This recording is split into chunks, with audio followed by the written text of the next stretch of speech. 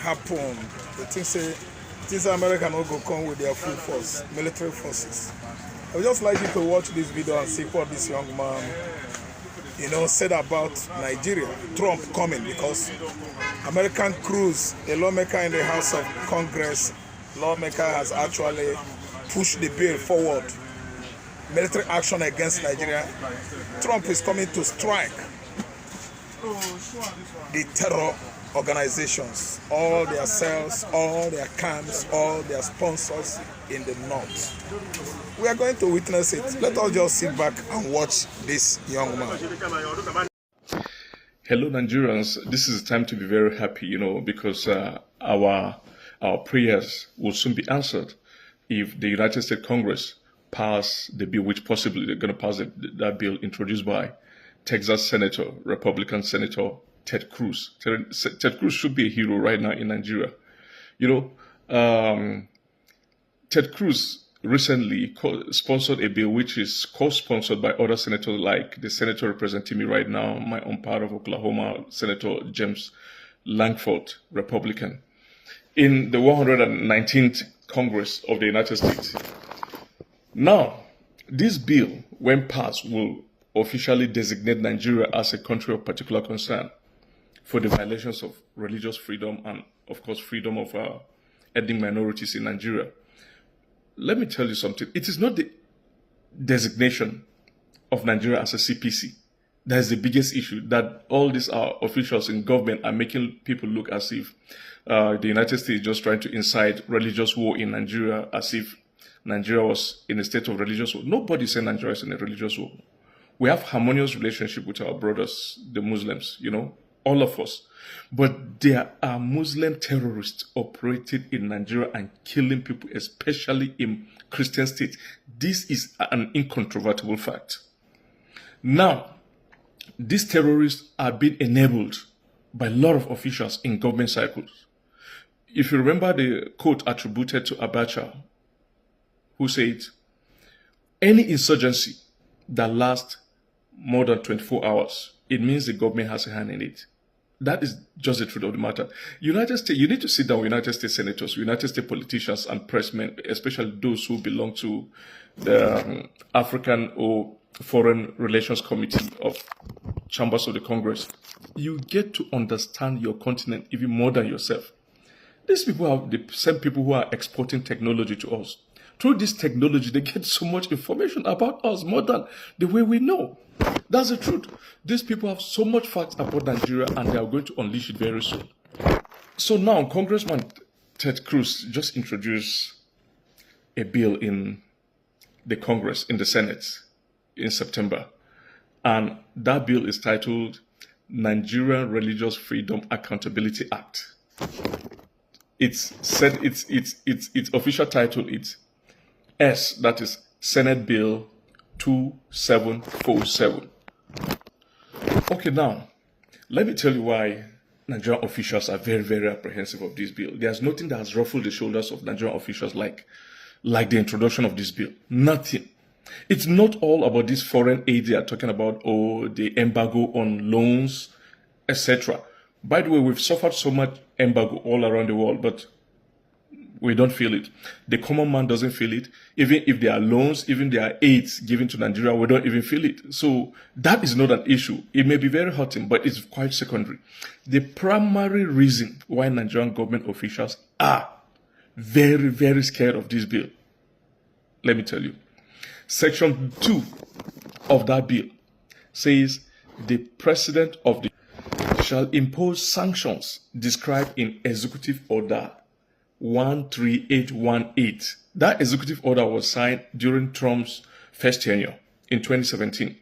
And that executive order postulates that the United States shall apply sanctions, visa travel ban, freezing of assets, blocking of property of anybody who has been listed or identified in the report captured by that law.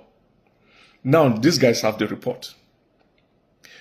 That report, they say, when that bill is enacted into law, within 90 days of the enactment of that bill, the Secretary of State shall pass to the Senate list of Nigerians involved in this crime in the last 10 years. It means that these people have the list of Nigerians involved in this crime. And now, let me tell you the section of Nigerians involved in this crime that the bill specifically listed. So, the bill specifically listed federal officials, which is a general name for the guys in the executive arm of Nigeria, the federal level, and the National Assembly, that's senators and House of Rep members. It says Nigerian judges, Nigerian governors, Nigerian law enforcement agents, those your generals, those your police, members of the security agents who have been involved in this crime. And now, let's understand their level of involvement in this crime. So the United States says you will be involved in this crime if at any point in time you promoted, you canvassed, you supported blasphemy laws, or you are even an advocate of it. That's the kind of law that made those urchins in Sokoto to murder that girl called Deborah Joseph some time ago, just so close to the Sultan of Sokoto's palace. So it means that the lives of the Sultan will be included in this. And many of these governors who adopted blasphemy laws in Nigeria. Now, that doesn't stop there. The section also gives room, also mentioned that government officials, that's governors, judges, senators, House of Rep members, who tolerated or were silent to acts of violence perpetrated by non-state actors, ISIS, Boko Haram, Fulani headsmen, and the rest. So under that law, these persons are deemed to be guilty. Like I said earlier, the United States have that report. They have the list of all this. And you know, it's very easy to get a list of these people in Nigeria. Dubai, some time ago, around 5 years ago, had that list. They convicted, they prosecuted and convicted those guys in the United Arab Emirates, those involved in terrorism in Nigeria, and sent a corresponding list to Nigeria, which Nigerian government has slept upon. Recently, this year, the lives of Sheikh Gumi, when he went for Hajj in Saudi Arabia, he was deported at Jeddah International Airport immediately for terrorism. He was deported. So these international bodies, they have the names of all these people. They have a very long list of all your government officials, from your House of Reps to your House of Assembly to governors to anybody involved in enabling it, in abating it, in aiding it. Not just direct participation. They have the names of those who are completely involved, either directly or indirectly. Now, that is the reason why you guys are apprehensive. But wait for it. Now, when this bill is enacted into law, the United States will, within 90 days, when Marco Rubio, Secretary of State, transmit that letter, they will freeze all the assets, all the properties, all the investment of all the Nigerians listed in that report. They will place a travel ban on them. Now, wait for it. A lot of people will think that the travel ban is only applicable to the United States, or the asset is only the assets of these politicians that is in the United States, like the Florida house of a certain minister they are talking about, or a bank account of many of these other guys. No, wait for it. It's not just the United States. Now, in the United States, there is a law called the Magnitsky Act, which was passed in 2012.